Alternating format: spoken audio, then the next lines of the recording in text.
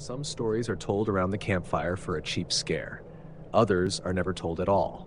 This is one of the latter, because if what I'm about to tell you is true, then it means something came back in my place, and it wore my face. It was late September when I got back home.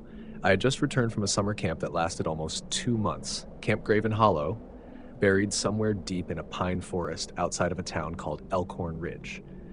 The air still smelled like late summer, warm and earthy, but something already felt off. The funny thing is, I don't remember much about the camp itself. I know I was there. I remember the boat rides, the smoky bonfires, and Miss Valerie, one of the younger counselors who always had a bandana tied around her neck and a distant look in her eyes. But when I try to picture the camp itself, the cabins, the dining hall, even the other kids, it's like looking through fogged glass, all except one memory. The day I got lost. We were on a group nature hike, cutting through the old-growth woods past where the trees grew too close together and the ground was choked with vines. One moment, I was walking behind a kid named Chris, and the next, everyone was gone. No footsteps, no laughter, just quiet. I wandered for hours, or maybe longer. When I finally stumbled back into the camp clearing, the sun was already down and every cabin was dark. No flashlights, no voices, just silence. Then, nothing. That's the part that scares me the most. I don't remember what happened after that. The next thing I recall is walking up the cracked stone path toward my house. My backpack hung off my shoulders like dead weight. I remember thinking, did they even drive me home? When my mom opened the door and saw me standing there, she didn't scream. She didn't smile either. She just froze. "Momax?" she whispered, as if unsure. She stepped closer like I might vanish. Then she dropped to her knees and hugged me like I'd just risen from the grave. Over her shoulder, I saw my dad standing in the doorway of his den. His face went slack, eyes wide, jaw tight. Then he turned and shut the door, locked it. He didn't say a single word. At first, I thought he was still pissed about what happened before I left. A couple weeks before camp, my friends and I broke into his gun cabinet. Stupid, I know. Benny, my best friend since 3rd grade, accidentally fired one of the pistols into the wall. No one was hurt, but when my dad found out, he nearly exploded. "You could have killed someone, Max," he roared. He didn't ground me. He didn't have to. Just said, "You're lucky you're getting out of my sight for a while," and slammed the door to the den. That night, my sister Avery crept into my room with a plate of food. She looked older somehow, like she'd aged more than just 2 months. "Mom said to sneak you something," she said, pushing the plate toward me. She didn't crack a joke, didn't call me a dweeb like usual, just stared. "You okay?" I asked. She didn't answer at first. Then, "Don't go sneaking around tonight, Mom's been jumpy." Later that evening, I heard her window creak open, same as always when she snuck out. The next morning, my mom was making pancakes, bacon, eggs, a full spread. My dad sat at the table, but he didn't speak, not even after his second cup of coffee. I figured he was just stewing, but something was off. Avery didn't come down for breakfast, even though she usually raided the kitchen when she got back from her sneaky night runs. And then my mom said something that stopped me cold. "So, are you excited to leave for camp today?" I blinked. "What? What?" She smiled. "Camp Graven Hollow, right? The bus should be here by 2. They confirmed the pickup." I dropped my fork. I just got back." She frowned, confused. "No, sweetie, you've been here all summer. You're just leaving today." I looked at my dad. He kept his eyes on the paper. I glanced at the calendar on the wall. September 3rd, but I could have sworn it had been late September when I arrived. The bus came at 2:07 p.m. I almost didn't get on, but my parents were acting so strange, and I needed to know if I was the one losing my mind. As the wheels rolled through Elkhorn Ridge, the locals stared up at the bus. Every single one. They didn't wave, didn't smile, just stared. And then we crossed the tree line into the dense, silent forest. 30 minutes later, Camp Graven Hollow emerged from the mist. It was just like I remembered it, only older, worn. Some of the buildings looked abandoned. The dock was half rotted, the welcome sign hung crooked, the wood splintered. The counselors greeted us with robotic smiles. A few faces were familiar, but others weren't. Miss Valerie was there, but she looked pale, sweaty. She didn't speak. The kids unpacked, but no one spoke about the ghost stories or the hikes. That night, we sat by the fire again. "Miss Valerie," one kid asked, How did the camp get its name? Valerie blinked like she'd just woken up. Then she said something I'll never forget. Graven Hollow was a place where people used to bury what they feared. They believed if you sealed your fear in the forest, the woods would protect you. Protect you from what? I asked. From the ones who return. I didn't sleep that night. 2 weeks later, I found myself on another nature hike. Same trail, same trees, same aching feeling in my gut like I'd done all this before. Then I heard it. Ma. Max. A voice, thin and trembling, drifted from between the trees. I stopped cold. It was Miss Valerie, but different. Ma, Max, please, help me. I turned. No one behind me. The group had already gone ahead. Miss Valerie, I called. The voice came again. You don't have to do this. Don't let it wear your face. I turned and ran toward the voice. Branches clawed at my shirt. The air got thick, cold. Then, nothing. Just trees and quiet. And then, I blinked, and I was back on the trail, back with the group, like nothing had happened. The next thing I remember is walking up to my house, again. And again, my mom answered the door and dropped to her knees. This time, she didn't hug me. She collapsed, sobbing, shaking, screaming into her hands. My dad stood in the den. He didn't lock the door. He stared at me. Then he reached down, and I heard the pop, a muffled gunshot. The floor shook slightly beneath my feet.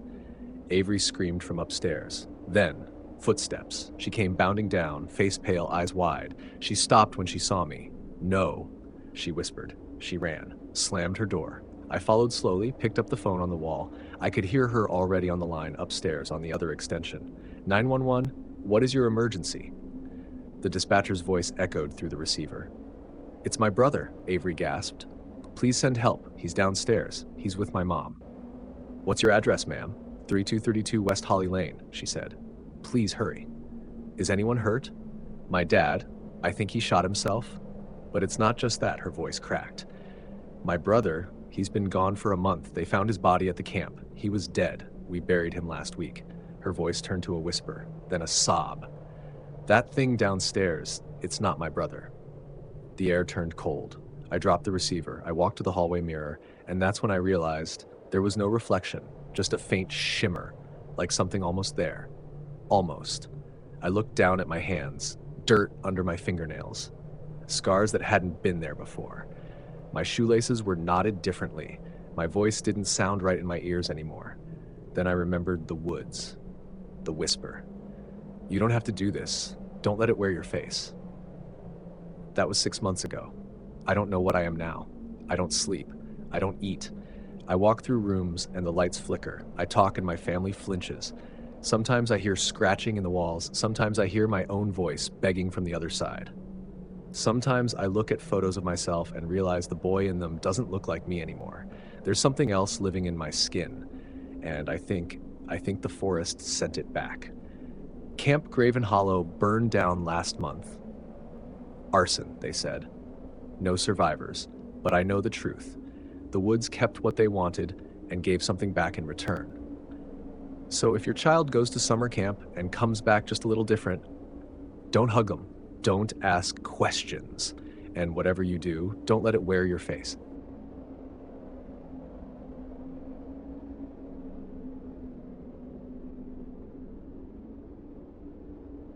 Some places just feel wrong at night. You can't explain it. There's no monster in the shadows, no killer hiding in the bushes, but something about the darkness doesn't sit right. Maybe it's the silence. Maybe it's the way the woods feel like they're watching you back. Or maybe it's because something really is out there. This happened to me last fall, just outside a tiny town most people wouldn't find on a map. And what I picked up on that road that night still makes me check my back seat every time I get in the car. I live in a remote town in the deep south. Fewer than 600 people, maybe less now. The houses are spaced out by acres of forested land, and unless you've lived here your whole life, you probably wouldn't understand why people don't like going out at night. It's not crime. It's not animals. It's a feeling, the kind that clings to you long after you've stepped outside, like the trees lean in when you aren't looking, like the night listens. I'd always thought it was just small-town paranoia, that everyone was a little too tuned in to ghost stories and whispers, until the night I got off a late shift at the diner and took the long road home. It was nearly 2 a.m. The stars were out, but the moon was hidden, so the only light was from my high beams cutting through the fog and the endless rows of pine. The drive was quiet, too quiet. You expect to hear crickets, maybe a distant coyote, but that night felt hushed, like the woods were holding their breath, and then I saw it. At first, I thought it was an animal, a dark shape darting through the trees alongside my car. But as I slowed down, the figure came closer, and I realized it wasn't a deer or a dog. It was a man. He was running. Fast. Too fast for someone his age. He looked like he had to be in his late 50s, maybe 60s. Balding, thin, and gaunt like he hadn't eaten in days. He was wearing what looked like a mechanic's jacket, torn and dirty. I pulled over, heart pounding. Out here, it's normal to stop for people. Everyone knows everyone. And if someone's stranded, you help them. That's just how it is. I rolled down my window a crack. He stumbled toward me, out of breath, sweat dripping down his face. "Sorry," he gasped. "My truck broke down. I just need a ride to my place, not far." I paused. He didn't look right. Something about his eyes, the way they locked onto mine too intensely. But I told myself I was being paranoid. Social anxiety can make anyone seem threatening, and out here, being kind is part of survival. So I agreed. He opened the back door and got in. That's when the smell hit me. It was thick and foul, like rotting meat and old garbage baking in the sun. I almost gagged, but I kept quiet. I figured maybe he'd been working on his truck and gotten into something nasty. I asked him where to go, and he gave me vague directions. Just down this road, then a left past the old water tower. We drove in silence for a while. The smell was getting worse. My eyes were watering, and then, out of nowhere, I felt his hand in my hair. He gently stroked a strand between his fingers and chuckled. "You've got beautiful hair," he murmured. "My daughter had hair like yours. Long, soft." Something about the past tense made my stomach drop. I thanked him awkwardly and tried to focus on the road, but I could feel him staring at me in the rearview mirror. His eyes didn't blink. We finally reached what I guessed was his property. There wasn't a house, just a narrow dirt path leading into the woods. "You can let me off here," he said, and opened the door before I even stopped. He walked down the path, vanishing into the black trees without another word. I sat there for a second, trying to calm my nerves. I was just about to shift into drive when I heard a thud pounding on my passenger side window. He was back, except this time, he wasn't calm. He was furious. His face was twisted like something inside him had broken. He slammed his fists against the glass, his eyes wide and bloodshot. I didn't even think. I floored it. Gravel sprayed behind me as I tore down the road, my tires nearly sliding off the shoulder with every sharp turn.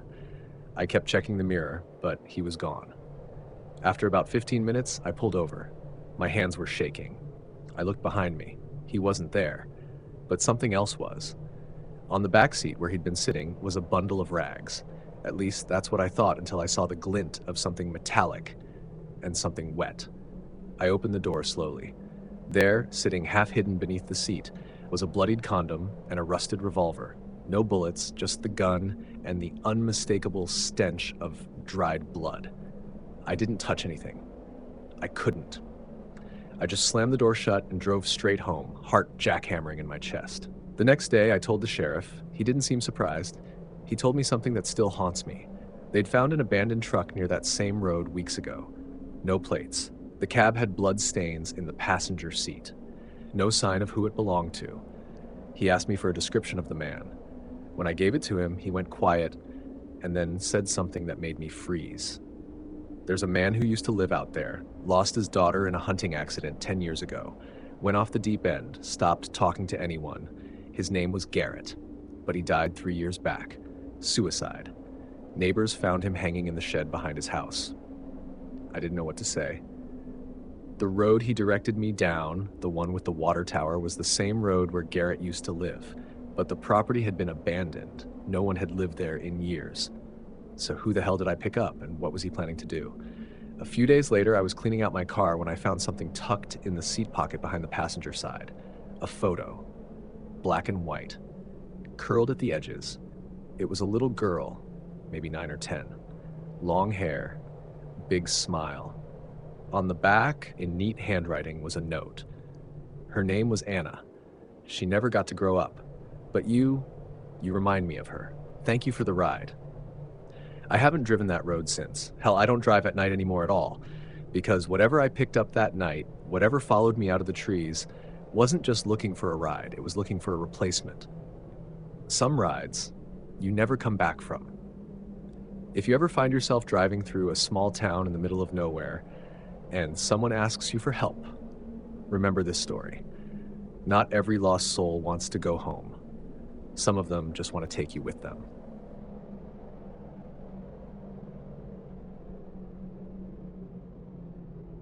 Some people say spirits follow them.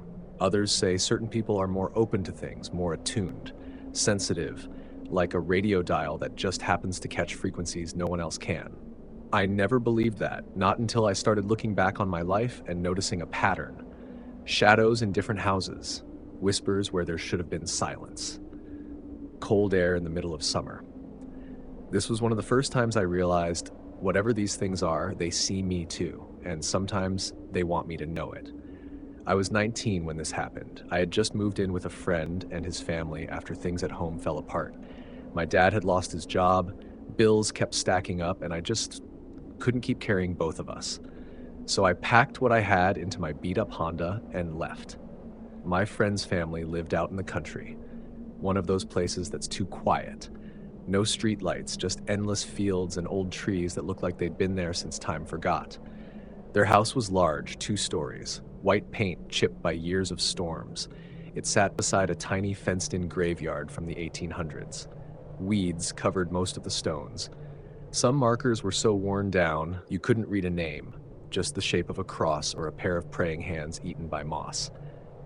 I asked my friend once, jokingly, "Is it weird living next to a graveyard?" He just shrugged and said, "Only when you hear footsteps upstairs and everyone's downstairs." I thought he was messing with me. He wasn't. At first, it was normal. I got used to the sounds. The house creaked a lot, especially at night. But it was an old place. That's what I told myself. My friend had a younger sister. Let's call her Elle. She was maybe 16, still in high school. She had really bad nightmares. I'd hear her screaming sometimes at night, and her parents would go upstairs and calm her down. My friend's room and mine were both upstairs. The parents stayed in a bedroom on the lower level, across from a tiny hallway that led to the laundry room, bathroom, and a side exit. We spent most nights watching TV, eating junk food, or gaming. One night, we were watching Big Brother, I think. I got hungry and decided to make a sandwich. It was around 11:30 p.m. I headed down the creaky stairs slowly, trying not to wake anyone. The house was dark, except for the dim blue glow of the TV behind me upstairs. As I reached the bottom step, I saw something move in the hallway to the left. I froze. Someone was standing there, just barely visible, a figure in the shadows. It was short, about the height of Elle. I figured maybe she'd had another nightmare and was going to her parents' room. That happened pretty often. I kept my voice low and said, "Elle, you okay?" The figure didn't move. It didn't step closer, didn't run away. It just tilted its head. Not like a confused person, more like a slow, mechanical tilt. And then, this part still makes me nauseous when I think about it, it shook its head. A very slow, deliberate no.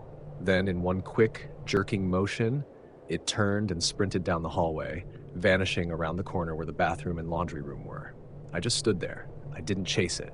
I didn't even move. I thought, okay, maybe she's upset. Maybe she didn't want to talk. I went to the kitchen, made a quick sandwich with trembling hands, and rushed back upstairs like I was being followed. I didn't look back once. I didn't even bring it up until about 2 hours later. We were still awake, half watching reruns, when I turned to my friend and said, "Hey, your sister okay? I saw her downstairs. She looked upset." He stared at me, like he didn't understand what I meant. Then he said, "Elle's not home. She's staying the night at her friend's house. She left after dinner." The room felt colder. Not in a metaphorical sense, I mean it actually got colder, like a freezer door had been opened behind me. He must have seen my expression because he got real quiet. Then he said, "You saw it too, didn't you?" I just nodded. He told me he'd seen something similar more than once. A small figure, always near the hallway downstairs, sometimes standing, sometimes crawling, always fast, always silent. One time, he said, he saw it standing at the bottom of the stairs, staring up at him as he walked past the landing. It didn't move. It didn't blink. It just stood there like it was waiting. We both slept in his room that night. I wish that had been the end of it. But that house, it didn't want to be ignored. About a week later, I was home alone. His parents had gone to a nearby town for a wedding. Elle was at a friend's again, and my buddy had gone with his girlfriend to some party in the next county. I was alone. Around 1 a.m., I heard something fall downstairs. Not like a creak or a thud. This was loud, like a chair tipping over. I got up, annoyed more than anything. I figured maybe a raccoon had gotten in or something. I grabbed my phone for the flashlight and headed down the stairs. The second I reached the bottom, I felt it. Pressure. Like the air itself was thick, like something was in the room with me that I couldn't see. I turned the corner and saw the dining room chair lying on its side. Weird, but not impossible. Maybe I bumped it earlier, maybe it was uneven. I picked it up, and that's when I heard whispering. Right behind me. I turned fast, flashlight cutting through the dark. No one there. I should have run, but I didn't. Instead, I whispered, "Hello?" And the voice right behind my ear whispered back, "Not her." I ran, upstairs, slammed the door, locked it, pushed a dresser in front of it like I was in a damn horror movie. I didn't sleep that night. I sat in the corner with the light on, waiting for the sun. The next morning, I packed a bag and left. I told my friend something had come up with my dad, that I had to move back in for a bit. That was a lie. I never told them the full truth until years later. But here's the part that still chills me. 6 months after I moved out, the family had the house blessed. Some church guy came in, did the usual thing, prayers, incense, holy water, and everything stopped. For a while. Until one night Elle came home from college for a visit. She stayed in her old room upstairs. The first night back, she woke up screaming. She said she saw someone crouched in the corner of her room. Small, shadowy, with eyes that didn't reflect light, but swallowed it. It whispered one thing before it vanished. "You remember me now." Whatever that thing is, it wasn't her. It was never her. And I think it knew that I knew. Some people believe houses can be haunted. Others believe it's the people themselves. The truth? Sometimes the places follow us. Other times the darkness just waits until you're alone and listening.